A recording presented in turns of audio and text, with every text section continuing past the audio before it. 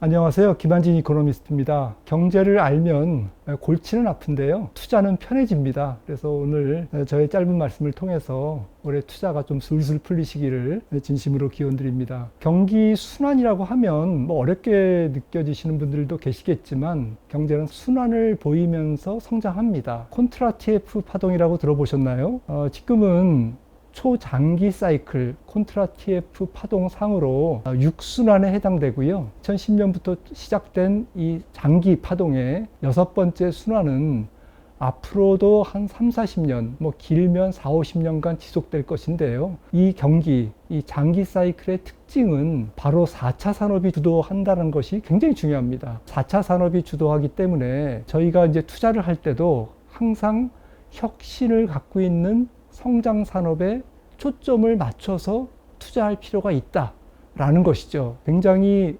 인류의 생활 그리고 기업들에게 많은 변화를 가져올 것으로 예상이 됩니다. 짧은 사이클도 말씀을 드리겠습니다. 편의상 지금 세계 경제의 중심축이 되고 있는 미국을 중심으로 말씀을 드릴게요. 미국 경기는 2021년 그러니까 이제 코로나를 극복하면서 2021년 초부터 경기 확장이 시작됐거든요. 그럼 2025년 1월이니까 약 49개월째 지금 확장을 보이고 있습니다. 지금 진행되고 있는 이 소순환 경기 확장 국면 역시 4차 산업이 지배하고 있습니다. 과거에는 조금 레가시 산업이라고 그러죠. 철강이라든지 또 일반 자동차라든지 이런 다양한 산업이 주도를 했지만 이번 사이클은 특히나 4차 산업혁명 중에서 굉장히 중요한 첫 번째 사이클에 해당되기 때문에 혁신 성장 기업 중심으로 지금 또 혁신 성장 기업 안에서 그들의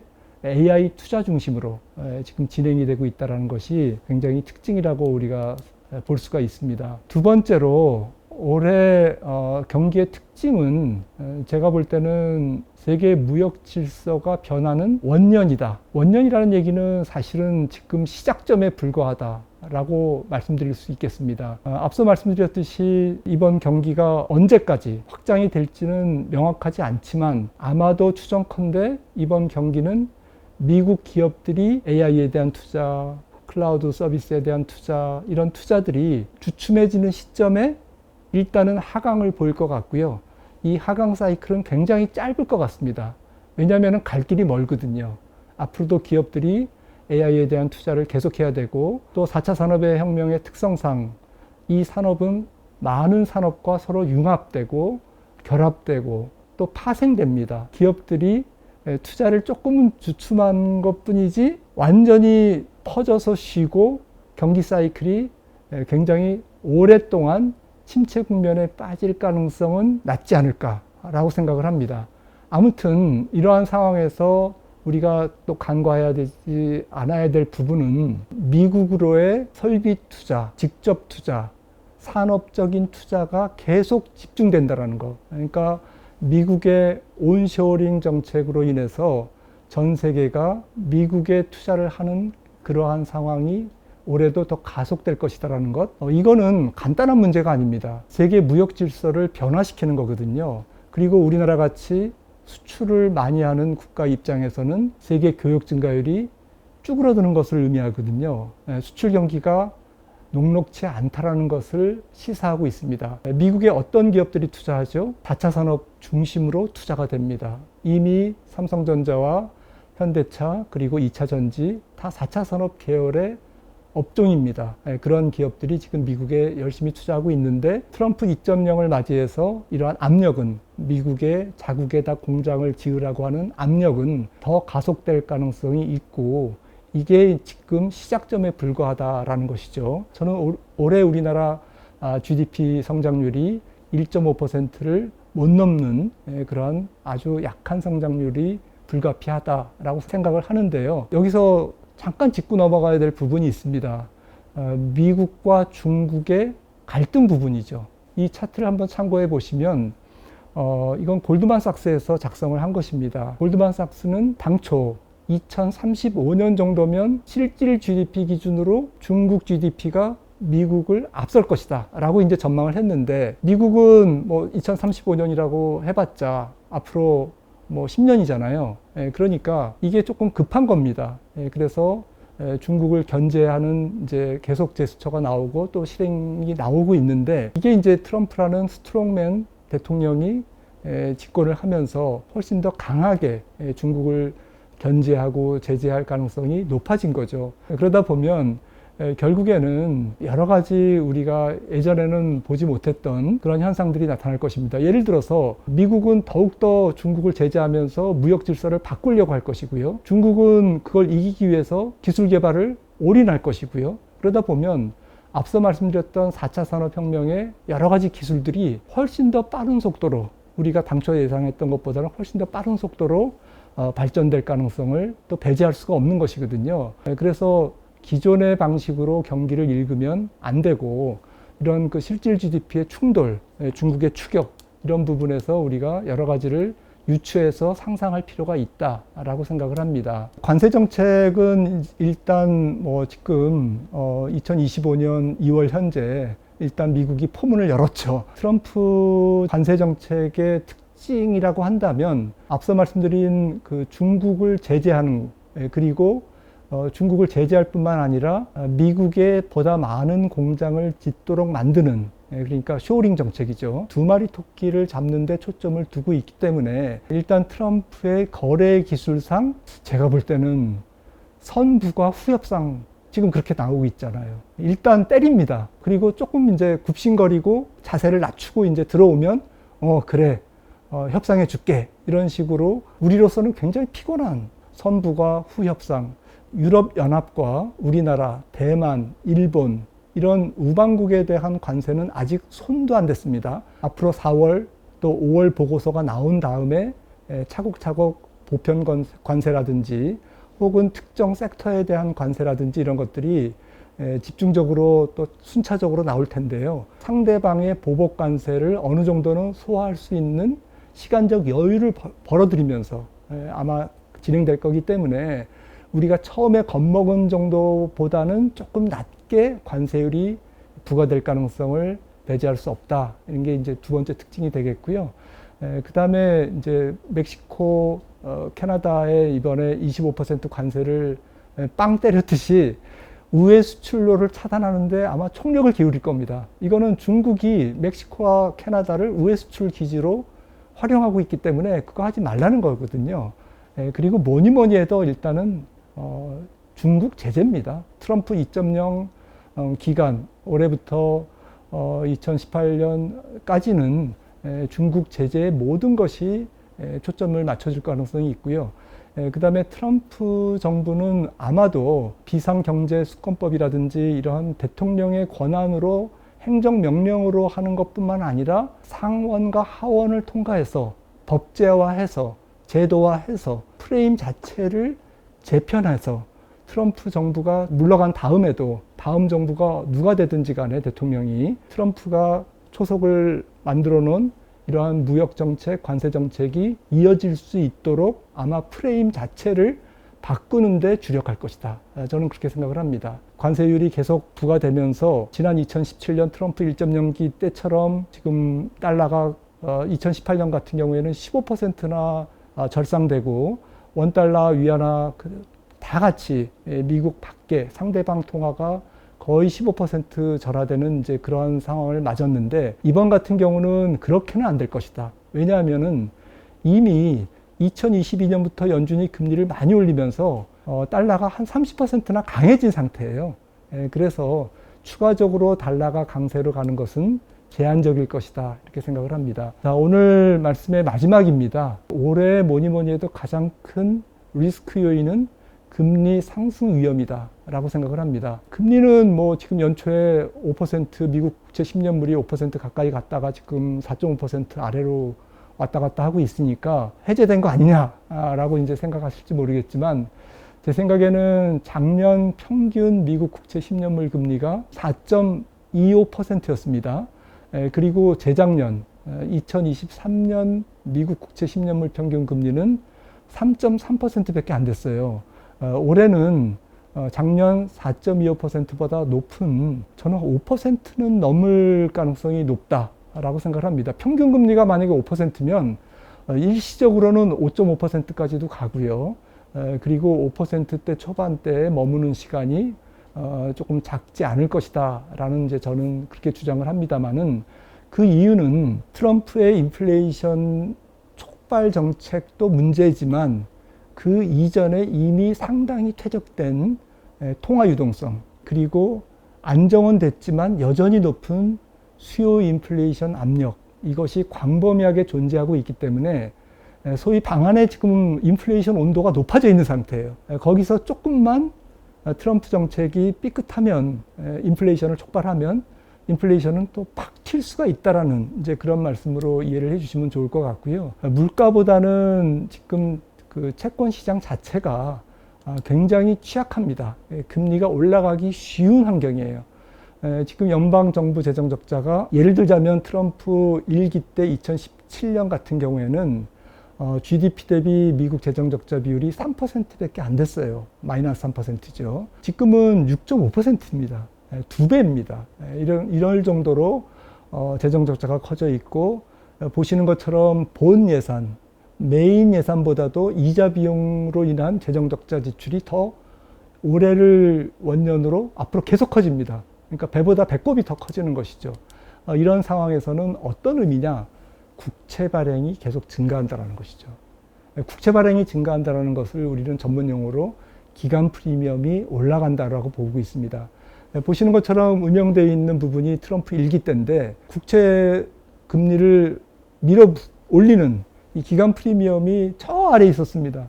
지금은 굉장히 높죠. 그래서 이런 상태에서는 조금만 인플레이션 요인이 가세하면 국채 금리는 굉장히 너무 가볍게 위로 튈 수 있는 위험이 있다라고 생각을 합니다. 저뿐만 아니라 권위 있는 미국 의회 예산국 CBO에서도 앞으로 우리가 전망한 것보다는 훨씬 더 높은 시장금리 형성이 될 것 같다. 그러면 트럼프가 연준을 압박해서 금리를 내리도록 압박을 가하면 될 거 아니냐라고 생각을 하시겠지만, 트럼프 백악관이 컨트롤 못하는, 그리고 연준도 컨트롤 못하는, 통제 못하는 부분은 시장에서 형성되는 시장 금리입니다. 그래서 올해 연준이 금리를 4% 밑으로 크게 낮추기는 어렵거든요.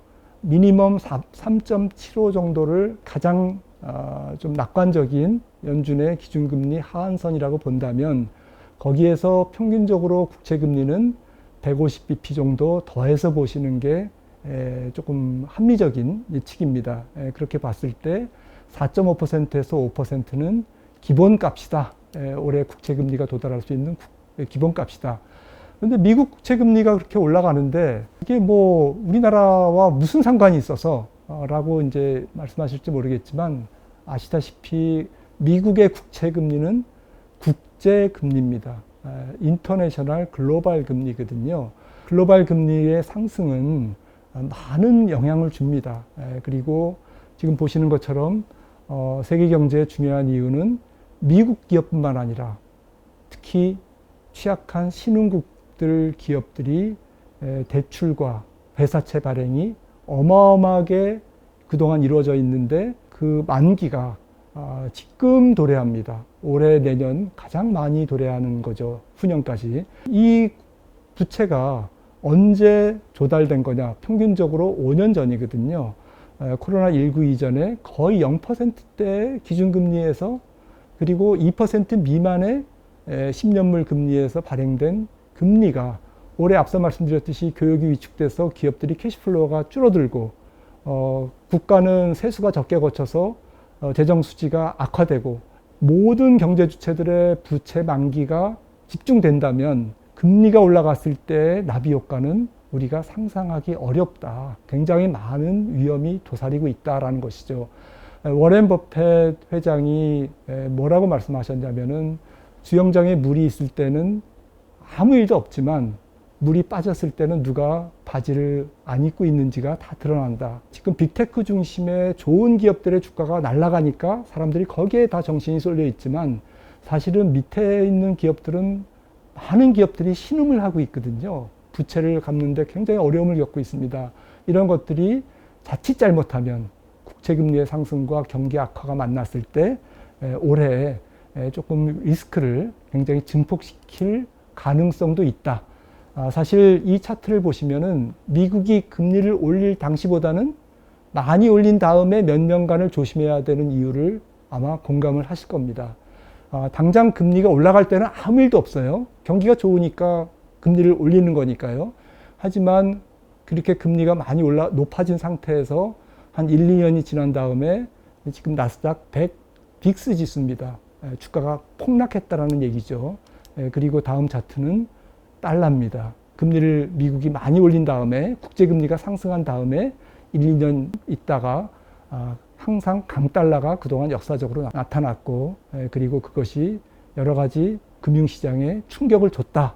이번에도 꼭 그럴 것이다 라는 것은 아니지만 그럴 확률이 높기 때문에 금리가 계속 올라갈 경우에는 위험관리를 조금 더 적극적으로 하시라 라는 말씀을 드리면서 올해 주목해야 될 투자 유망 산업에 대한 말씀을 드리려고 합니다. 주도업종을 잘 선택한다면 정말 투자가 편하죠. 마치 에스컬레이터에 그냥 올라타는 혹은 무빙워크에 올라탄다고 할까요? 순방향 투자가 되는 거죠. 뒷바람을 받듯이. 그래서 이제 주도주가 무엇인지 그런 힌트를 발견해야 되는데요. 첫 번째는 4차 산업혁명이라는 것이 시작이 됐습니다. 2010년 이후에 인터넷 환경이라는 인프라가 깔렸고, 그 다음에 스마트폰이 등장했고, 최근에 이제 AI 생태계가 조성되면서 이렇게 조금씩 더 이렇게 그 4차 산업 본질 쪽으로 지금 들어가고 있는 것 같습니다. 이러한 측면에서 혁신 산업의 생태계가 굉장히 변화무쌍할 것이다 라는 것에 대해서 부정할 분들은 아마 없을 것 같습니다. 과거에는 산업의 재고 출하 사이클 이런 것들이 중심이 돼서 경기가 업앤다운을 이뤘는데 지금은 혁신을 주도하는 몇몇 기업들이 경기 자체를 다 쥐락펴락할 수 있다라는 것이 굉장히 큰 차이점이고요. 그러다 보면 경기 사이클이 굉장히 불규칙할 것 같아요. 그리고 전통 경제학자들이 예측하기에 굉장히 까다로운 경기가 앞으로 펼쳐질 가능성이 높고요. 그 다음에 개도국보다는 혁신성장 4차 산업에서 실력이 조금 한 단계 높아진 그러한 미국이 상당히 유리한 헤게모니를 쥐고 가면서 이 경기를 주도할 것이다 라는 것이고, 이 4차 산업혁명은 조금 간단하지 않은 게 미중 패권과 연결이 돼 있고, 그 미중 패권의 이면에는 산업 패권도 있지만 군사적인 패권이 있는데, 이 AI를 비롯한 4차 산업 지금 진행되고 있는 이러한 산업 헤게모니는 군사적으로도 굉장히 중요하거든요. 그래서 굉장히 국가가 전면에 나섭니다. 미국도 스타게이트를 정부가 주도해서 지금 하고 있고, 일본도 그렇고 유럽도 이제 비슷한 움직임을 보이고 있거든요. 그런 측면에서 이번 혁신경제 사이클은 전통 경기 사이클처럼 민간에만 맡기는 경기가 아니고 국가가 아예 그냥 앞에 나서서 주도하는 정책을 펼쳐나가는 그러한 특이점이 있다라는 것을 생각하면서 종합했을 때 올해는 AI 쪽에서 하드웨어보다는 소프트웨어, M7보다는 그 밑에 있는 급들, 그래서 조금 더 다양성이 확실하게 이제 펼쳐지는 이제 그러한 4차 산업 지도가 나타날 것 같고요. 그 중에서 이제 AI라는 이제 엔진을 어떻게 활용하느냐.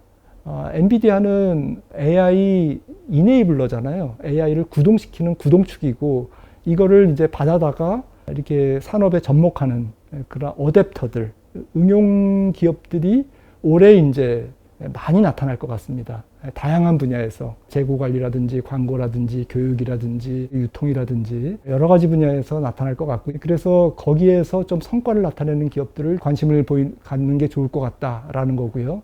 또 AI라는 엔진을 누구랑 접목합니까? IoT라는 개념 아시죠? 그러니까 하드웨어랑 접목해야 됩니다. 자동차가 될 수도 있고 로봇이 될 수도 있고 가전이 될 수도 있는 거죠. 그래서 로봇 산업 같은 경우도 올해 굉장히 큰 전환기가 될 것 같아요. 관련주들이 많이 지금 들썩들썩이고 있지만 조금 더 집중해서 또 지속적으로 우리가 관심을 가져야 될 부분이 또 로봇 산업 아닐까라고 생각을 합니다. 두 번째, 미국이 지금 민간 소비가 GDP의 70%지 않습니까? 제가 볼 때는 이게 계속 내려올 것 같아요.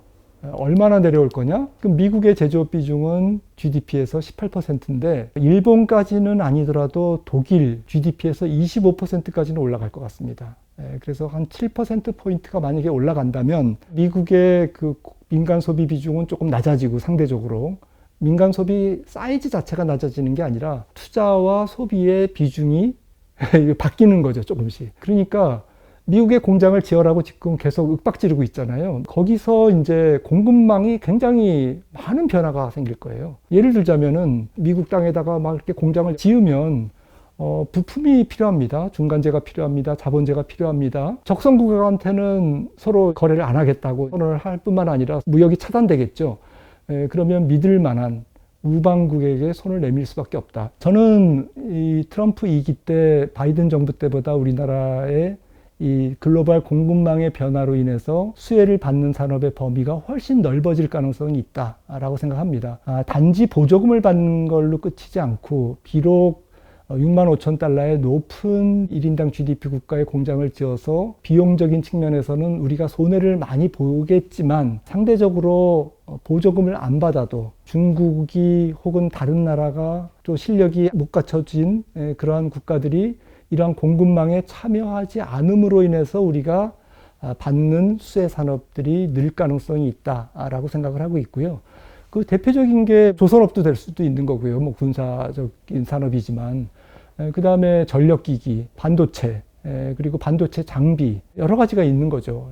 그래서 중간재 부분, 산업재 부분에서 우리가 또 철강도 있을 수 있고요. 이런 부분에서 우리가 좀 공급망의 수혜를 받는 산업이 있을 수 있다라는 거고요. 밑에 이제 중국은 상대적으로 이제 위로 올라갑니다.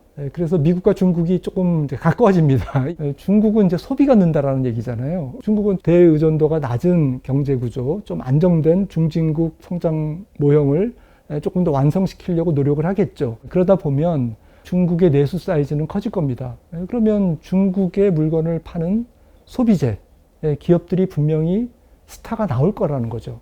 물론 이제 중국 로컬 시장은 만만치 않지만 그래도 우리가 조금 실력을 갖고 있는 소비재 부분에서 감성적인 부분에서 어필할 수 있는 소비재가 분명히 있을 것이다 라고 생각을 해서 이런 쪽에 우리가 올해 촉을 세우면서 종목을 또 산업을 골라보면 되지 않을까 생각을 하고 있고요. 앞서도 조선업 말씀드렸습니다만은 세 번째로는 각국의 군사비 지출은 올해를 원년으로 앞으로 계속 증가할 것이다. 우리나라 국방산업이 거의 한 30년 정도 발전을 해왔기 때문에 특히나 트럼프 정부가 나토에게 GDP 대비 2%포인트를 더 국방비를 지출하라고 요구를 할 거고 안 그러면 관세를 물리기 때문에 아마 유럽 국가가 어느 정도는 수용하지 않을까 싶고요. 그러니까 유럽 국가가 더 국방비에 돈을 많이 쓰면 유럽 국가 21개 국가들이 우리나라 국방재에 대한 수요가 앞으로 계속 늘어날 가능성, 전 세계 물동량의 몇 퍼센트가 인도양과 동진아해, 남진아해로 왔다 갔다 하느냐 찾아보니까 60%더라고요. 그리고 전 세계 인구의 70%가 여기에 거주하고요. 이 부분이 전략적으로 중요한 이유가 있습니다. 러우 전쟁이 어떻게 종결될지는 모르겠지만 종결된다라고 가정을 했을 때는 100년 만에 물리력으로 러시아가 우크라이나의 5분의 1의 땅을 차지하는 것을 미국이 승인하는 그러한 의미가 있습니다. 전쟁이 휴전이 된다면. 그러면 굉장히 지정학적 리스크가 전 세계적으로 증폭될 가능성이 있는 게 특히 중국의 대만 문제, 거기에 대한 긴장도가 높아질 수밖에 없는 거죠. 왜냐하면은 100년 만에 물리력을 통해서, 군사력을 통해서 땅 따먹기를 했다라는 것은 굉장히 역사적으로 큰 의미가 있는 것이죠. 이러한 그 아시아 지역의 긴장도는 대만 해역을 중심으로 인도양까지 확산될 거고요. 중국이 남진아해에, 남차이나해에 인공섬을 10개 이상 지금 만들었습니다. 그래서 거기에다가 비행기 활주로를 다 만들었거든요. 미국 입장에서는 해군력을 증강시킬 수밖에 없다라는 것이죠. 지난 에스퍼 미군 해군 제도기 에스퍼 계획이라는 것이 굉장히 유명한데요. 장기적으로 미 해군력을 이렇게 증강시켜야 되겠다라고 했는데 지금 시간이 지나도 별로 증강이 안 됐어요.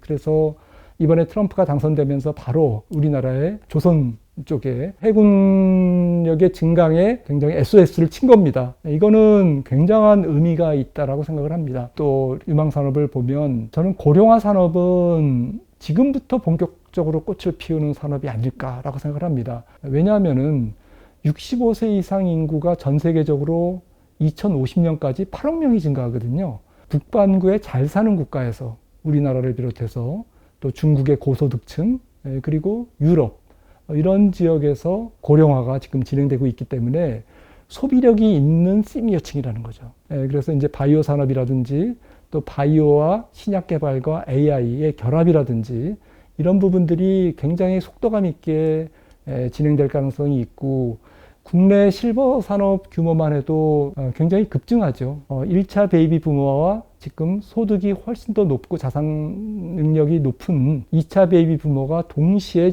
고령화의 길을 걷기 때문에 국내 실버 산업은 폭발적으로 성장할 수밖에 없다라고 이제 우리가 봐야 될 것 같고요. 다섯 번째는 기후의 변화입니다. 트럼프가 당선이 돼서 기후와 관련된 산업은 뭐 예를 들어서 재생에너지 이런 산업은 이제 맛이 간 게 아닌가라고 생각을 하실지 모르겠지만 트럼프는 4년밖에 집권을 못하는 거고요. 그리고 미국도 전체적인 산업 특히 기업들이 개별적으로 추진하는 신재생 에너지 혹은 에너지 믹스의 변화 국가적으로 에너지 믹스를 변화시키거나 조금 더 탄소를 적게 배출하는 노력이라든지 이런 것들은 국제 협약이 계속 지속되기 때문에 비록 미국이 파리 기후협정을 탈퇴했다 하더라도 이거는 민간 중심으로 계속될 수밖에 없고 되돌아갈 수는 없는 그런 추세적인 아젠다이기 때문에 제 생각에는 지금 보시는 에너지 섹터별 세계 이산화탄소의 배출 절감을 2050년까지 이렇게 추진하기 위해서는 풍력, 그 다음에 태양광, 그리고 원자력 이러한 이산화탄소를 적게 배출하는 그런 에너지원들의 수요는 계속 증가할 수밖에 없다. 이 추세가 바뀌는 건 아니다 라고 생각을 하시면 될 것 같고요. 트럼프 때문에 관련주들이 만약에 크게 하락했다. 그러면 그 중에서 환경과 관련된 또 기후와 관련된 기업들을 좀 찾아보시면 좋을 것 같습니다. 지금 보여드리는 차트는 사실은 오렌지 주스나 뭐 코코아나 뭐 이런 가격이 굉장히 최근에 뭐 2배, 3배 이렇게 올랐습니다. 또 인도에서 많이 생산되는 티라든지 이런 것도 가격이 많이 올랐는데 2023년, 24년 연속해서 아주 뜨거운 기후가 여름에 계속되다 보니까 깍지벌레가 생겨가지고 농작물들의 이제 뿌리를 갉아먹고 줄기를 갉아먹고 해서 작황이 굉장히 부진했다고 합니다. 그래서 관련된 가격이 런던 선물시장이나 시카고 선물시장에서 거래되는 이러한 식품료의 선물 가격이 굉장히 크게 오른 것을 확인하실 수가 있고요. 관련된 ETF를 굉장히 조금 눈여겨보실 필요가 있어요. 이 기후 문제가 해소될 가능성은 없지 않습니까? 그 다음에 이제 아까도 원자력을 말씀드렸는데 우라늄 선물 가격이 심상치가 않습니다. 2050년까지 지금 원자력 새로 건설되는 게 한 500기 정도 가까이 된다고 하죠. 그래서 기존의 원자력도 이제 지금 노후돼 가지고 계속 새로운 원자력 발전소로 개최되고 있고 또 탈원전을 다시 탈출해서 친원전으로 이제 정책을 바꾸는 국가들이 세계 주요 국가 중에 한 10개가 넘습니다. 선진국이. 그래서 우라늄 수요도 계속될 것이다 라는 측면에서 이런 기후와 환경과 관련된 그러한 산업들 혹은 원자재를 관심 있게 보셔야 될 것 같고요. 여섯 번째로는 히든 챔피언과 문화 콘텐츠 산업에 우리나라의 강점이 있다. K-팝을 따라 부르고 이제 그러지 않습니까? 삼양식품 같은 경우가 시가총액이 이렇게 5조까지 성장할 줄이야 누가 알았겠습니까? 기타 마지막으로 주목할 자산들이라고 한다면 많이 올랐지만 금이죠. 앞으로도 추세적으로는 계속 올라갈 수밖에 없다. 지금 이 차트를 보시면서 어떤 걸 느끼시나요? 저는 명백한 것 같습니다. 지금 미국이 GDP 대비 돈을 많이 푸니까 그만큼 금 가격이 올라가더라라는 겁니다. 여기 차트에는 제시 안 돼 있지만 엔화로 금을 사면 제일 그동안 돈을 많이 벌었습니다. 그러니까 금 가격이 엔화 대비 가장 평가 절상된 거죠. 그래서 모든 통화 중에서 달러가 금에 대해서는 적게 평가절하되어 있는 거고요. 엔화가 제일 많이 평가절하되어 있고, 최근에는 이제 우리나라 원화가 제일 평가 많이 절하되어 있겠네요. 그리고 위안화도 많이 평가절하되어 있고, 유로화마저도 달러보다는 금에 대해서 더 평가절하되어 있습니다.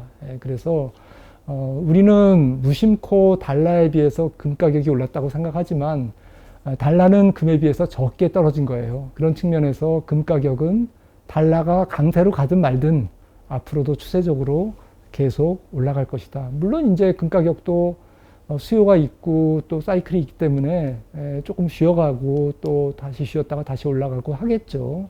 추세적으로 조금 우리가 관심 가지자라는 말씀을 좀 드리고요. 그 다음에 이제 그 가상화폐죠. 가상화폐는 제가 뭐 전문성은 없지만 그동안 최근에 트럼프의 가상화폐에 대한 발언을 보면 이거는 조금 체계적인 준비가 되어 있다라고 저는 결론을 내리고 있고요. 그래서 가상화폐가 비트코인이 어떻게 될지는 모르겠지만 단기적인 변동성은 물론 크겠죠. 하지만 트럼프 정부 4년간에 한 번쯤은 사고를 치겠구나 라고 생각을 합니다. 파월 의장이 비트코인에 대한 발언을 제가 모아보니까 화폐인 달러보다는 금을 대체하는 투기적인 자산에 가깝다라고 2021년에 얘기했는데 근래에 올수록 비트코인은 금의 경쟁자다라까지 좀 발언 수위를 높이고 있어요. 중앙은행 정책가들도 조금씩 인정하는 분위기다라는 것을 우리가 엿볼 수가 있거든요. 그래서 좀 트럼프 정부에서 친암호화폐 인사들이 지금 다 포진해 있잖아요. 그래서 이런 부분에서 뭔가가 변화가 있을 것이다 라고 생각을 합니다.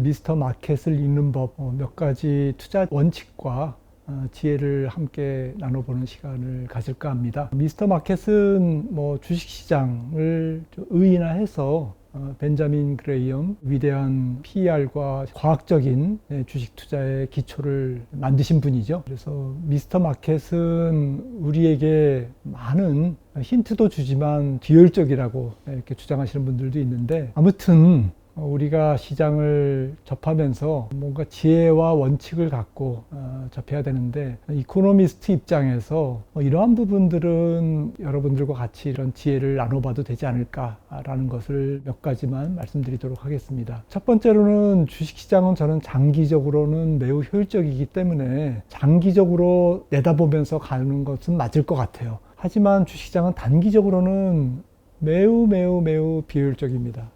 그래서 주식해서 돈을 잃는 사람들의 가장 큰 특징은 이 단기의 비효율적인 시장에 놀아나는 거거든요. 이 미스터 마켓에게 당하는 겁니다. 이런 부분을 조금 더 주의하신다면 길게 봐서는 주식시장은 훨씬 더 우리에게 위험보다는 기회를 많이 제공한다 라는 것이죠. 저는 두 가지를 좀 이 차트를 통해서 말씀드리고 싶어요. Y축이 S&P의 연간 수익률이고 X축이 PER이거든요.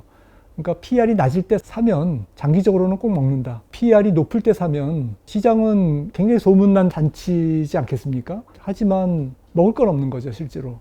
주식시장은 덜 소문났을 때 사서 사람들이 왁자지껄할 때 팔면 이거는 100% 이기는 게임이다. 이 다른 차트는 주식시장이 얼만큼 경기 변동에 정직하게 반응하는지를 나타낸 것이죠. PMI 지수는 이제 설문조사를 통해서 우리가 수집하는 경제지표 중에 하나인데요. 서비스업 경기가 어떻게 움직이는지를 보여주는데, 미국 GDP에서 소비가 70%를 차지하고 그 중에 상당 부분은 서비스업이기 때문에 물론 재화도 있지만 서비스업 경기와 주식시장의 상관관계는 매우 높다라는 것이죠. 서비스업 경기가 너무 치솟았을 때 주식을 사면 재미가 없다. 그리고 서비스업 경기가 거의 무너졌을 때 주식을 샀을 때 실패할 확률은 거의 없다. 왜냐하면 경기는 사이클을 타니까요. 경기 변동에 주식시장은 매우 정직하게 움직이고 있다. 두 번째는 이제 주식시장은 좀 장기적으로는 긍정적으로 접근하자. 비관론자들은 명예를 얻지만 돈을 못 번다는 얘기도 있지 않습니까? S&P 500 장기 추이입니다. 장기적으로 주식의 수익률은 배당도 주죠. 그리고 상장 기업이라는 것은 공정 가격으로 거래되죠. 그 다음에 어느 나라나 상장 기업은 평균적으로 그 나라 일반적인 다른 기업에 비해서는 대표 선수지 않습니까? 대표 선수이기 때문에 훨씬 더 성장성이 높고 또 재무적으로 우량한 기업들이 상장이 돼 있습니다. 특히 이제 대형주인 경우에는 유동성도 풍부하고, 그래서 지금 음영되어 있는 부분이 주가가 약세 기간인데 이 약세 기간이 많기는 해요. 많기는 해서 우리가 약세장은 피할 수 있으면 피해야 되지만 혹시 약세장을 잠깐 깜빡해서 못 피했다고 해서 패가 망신하느냐? 주식시장은 그렇지는 않은 거다. 월가의 격언이 있지 않습니까? 주식을 안 갖고 가는 것도 굉장한 위험이다라는 거죠. 엄청난 기회 손실이라는 거죠. 가능하면 주식을 갖고 가자. 월가의 구루들은 대체적으로 주식의 표준적인 황금 배분 비율은, 그러니까 주식과 현금의 비율은 5대 5다라고 얘기합니다. 근데 뭐 연령대라든지 자산 규모라든지 또 위험에 대한 선호도라든지 이런 거에 따라서 뭐 7대 3이 될 수도 있고 아니면 심지어 주식 9, 현금 비중 1일 수도 있는 거고요. 또 올해같이 이제 미국 주식 시장이 살짝 좀 부담스러운 밸류에이션에 근접하고 있을 때에는 과거 같으면은 뭐 7대 3으로 주식 비중을 70% 갖고 있었다면 올해 같은 경우는 뭐 한 6대 4, 뭐 주식 비중 한 60%로 한 10%포인트 조금 낮출 수도 있는 거고요.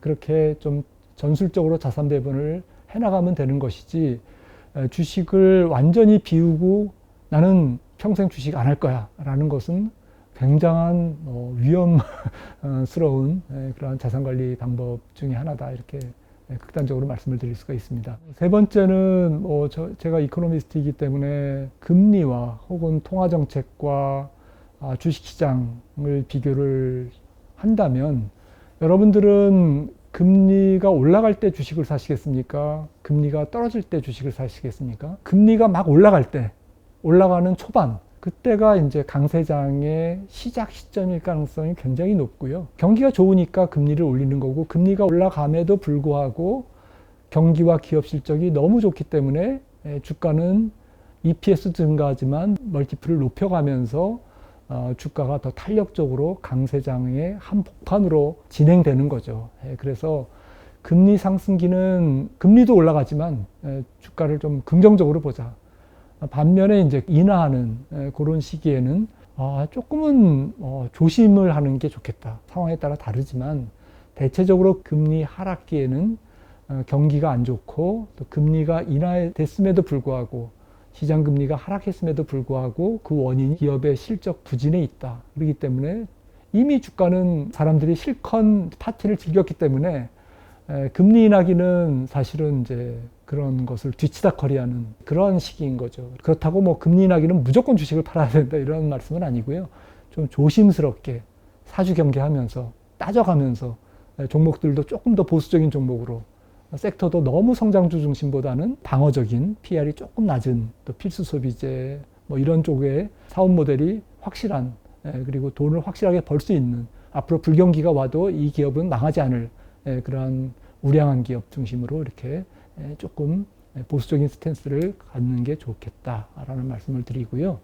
네 번째는 이제 정말 투자자분들이 시장과 싸우면서 고생을 많이 하십니다. 보아야 될 지표가 너무 많은 거죠. 뭐 경기 지표도 봐야 되고 또 경기 지표는 뭐 한두 개입니까? 따지고 보면 한 100개도 넘을 거예요. 그래서 조금 선택을 하실 필요가 있다라는 거고요. 만약에 경기와 유동성 가운데 하나만 본다면 저는 유동성을 선택하겠습니다. 훨씬 더 심플하거든요.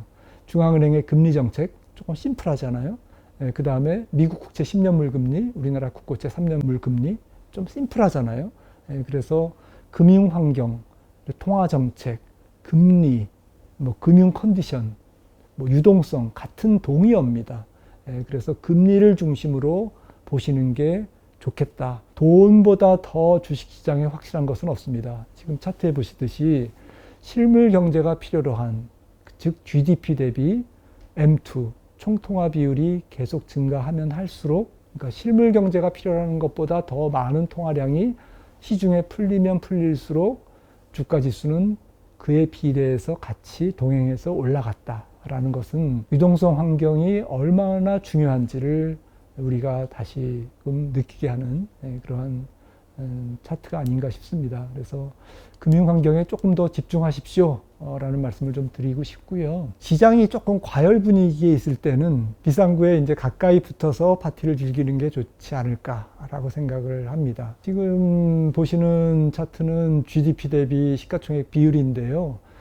미국 증시의 시가총액의, 즉 증시의 무게가 실물 경제의 무게와 어떻게 움직이고 있는지, 그러니까 메인스트리트와 월스트리트의 비율입니다. 경제가 표현하는 경제력에 비해서 시가총액이 얼만큼 부풀려졌는지, 제가 1표준 편차, 2표준 편차 이렇게 썼는데요. 닷컴 버블 때는 사실은 GDP 대비 이 시가총액 비율이 140%였는데 지금은 206%거든요. 절대 수치도 높고 그 다음에 통계적으로도 굉장히 확률이 낮은 비싼 상태에 지금 위치하고 있다. 이 지표는 버핏 인디케이터라고 하는데요. 워렌 버핏이 즐겨 사용하는 지표이기 때문에 그렇게 이름이 붙여졌다고 합니다. 지금 워렌 버핏 버크셔 해더웨이 회장은 버크셔 해더웨이라는 그 지주회사의 자산운용 규모를 지금 현금 비중을 역사적으로 가장 높게 유지하고 있죠. 물론 자산 규모가 크기 때문에 저희가 이제 그 버크셔 해더웨이를 액면 그대로 쫓아가기는 어렵겠지만 그러한 투자 그루가 지금 주식시장을 그렇게 올해는 녹록지 않을걸? 이렇게 보고 있다는 것을 참고한다면 이거를 너무 무시할 수는 없잖아요. 2023년이나 2024년에 S&P 500이 23%, 26% 올랐거든요. 올해는 오르더라도 작년과 재작년보다는 조금 수익률이 낮을 가능성, 혹은 또 빠졌다가 올라갈 가능성, 여러 가지 다양한 케이스를 우리가 염두에 두면서 조금은 보수적으로 이런 지표들을 참고하면서 조금 이렇게 크게 이렇게 조망하면서 갈 필요도 있다라는 것이죠. 너무 우리가 이제 나무 한 그루 한 그루에만 기업 주식 종목 하나하나에만 몰입하다 보면 큰 숲을 못 보잖아요. 그래서 가끔씩은 이런 그 GDP 대비 시가총액 비율은 뭐 검색하시면 구글링 하시면 다 나오니까 가끔씩 들어가셔서 보시면 좋을 것 같습니다. 여섯 번째는 뭐 자산 배분 원칙을 지키면 투자가 편하다. 무슨 말이냐? 나는 뭐 자산 배분을 할 정도로 자산 규모가 크지 않은데 고작 몇백만 원 가지고 지금 여유 자금을 운영하는데 이렇게 이제 반문하실지도 모르겠지만 여러분들은 자산 규모가 크든 적든 부지불식 간에 자산 배분을 하시고 계십니다. 그 다음에 이제 빚을 만약에 들여왔다 그러면은 마이너스 자산을 끌어다 쓴 거고요. 그러니까 그것도 이제 자산 배분인 거죠. 저 같으면 이제 뭐 부동산이나 이런 거 빼고요.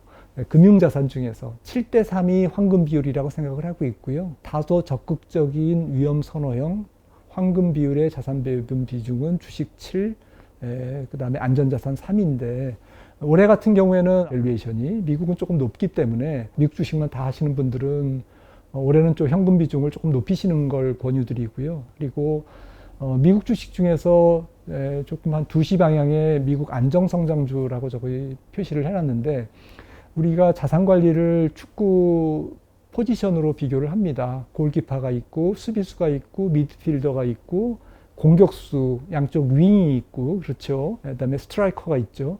골을 넣어야 되는 사람들이 있는데 지금 뭐 수비수는 이제 안전자산이나 국채나 이제 현금을 얘기하는 거고요. 지금 안정성장주라고 제가 표현한 거는 미드필더입니다. 때로는 공격했다가 때로는 수비수가 됐다가 그러니까 주식이지만 채권형 주식. 그래서 미국의 안정성장주는 약간 B2C 기업들 앞서 워렌 버핏 회장님이 좋아하시는 코카콜라라든지 월마트라든지 존슨앤존슨이라든지 이런 사업 모델이 투명하면서 배당 수익률이 높은 이러한 종목들이 미국의 안정성장주에 해당되는데 관련된 ETF들이 많거든요. 이런 종목들을 꾸러미로 한 10% 정도 보유하고 계시면 주식이기 때문에 위험은 하지만 그래도 성장주처럼 그렇게 불안하지는 않은 포트폴리오의 보완을 위험을 조금 스무딩 시키는 그러한 기능을 할 수가 있다고 생각합니다.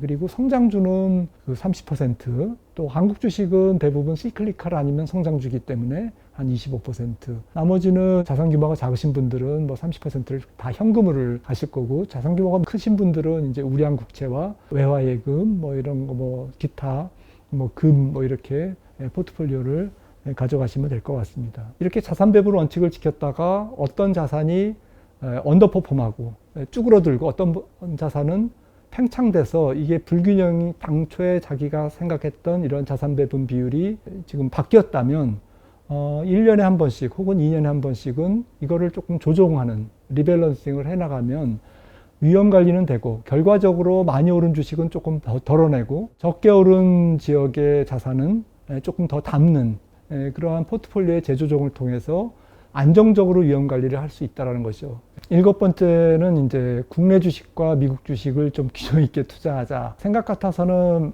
앞서 말씀을 드렸듯이 조금 미국 주식을 장기적으로는 더 많이 가져갈 필요성이 있다라고 생각을 합니다. 4차 산업혁명에 친화적이고 경쟁력이 있고 헤게모니를 가진 기업들이 미국에 훨씬 더 많기 때문에 그런 기업들에 관련된 섹터라든지 세부 업종의 테마주 ETF를 사시는 게 혹은 개별 종목을 사시는 게 훨씬 더 유리하지 않을까라고 생각을 하고 있고요. 한국 주식은 사실 전 세계에서 굉장히 투자하기 까다로운 시장입니다. 왜냐하면 일단은 우리나라가 기축통화가 아니기 때문에 통화를 예측하기가 굉장히 어렵습니다. 외국인들의 수급 변화를 예측하기 어렵다라는 거거든요. 그 다음에 우리나라 기업들은 거의 한 시가총액 70%가 경기 순환주, 시클리컬입니다. 그래서 굉장히 변동폭이 커요. 그래서 한국 주식은 장기 투자하기가 굉장히 쉽지 않다. 거듭 말씀드리지만 국내 주식에도 좋은 B2B 기업, 세계적으로 히든 챔피언, 그 다음에 좋은 IT 혁신성장 기업 있습니다만은 확률적으로 미국 주식을 버리고 할 수는 없다라는 차원에서 조금 이해해 주셨으면 좋을 것 같습니다. 자, 이제 마지막입니다. 당분간 자산의 일부는 달러로 보유하도록 노력하자. 앞으로 원달러가 예전처럼 2010년대 평균 환율처럼 1250원까지 떨어질 수 있느냐라는 부분에서 저는 그렇게 보고 있지 않거든요. 무역 분쟁도 계속 크고, 그리고 보시는 것처럼 미국의 경제 성장률이 앞선 시간에도 말씀드렸듯이 미국이 제조업 비중을 GDP의 18%에서 25%로 올리고 이 제조업이 4차 산업 계열의 공장과 이것이 시너지 효과를 낸다면 미국의 GDP는 다른 나라 GDP보다 높을 거거든요. 미국의 경제 성장률,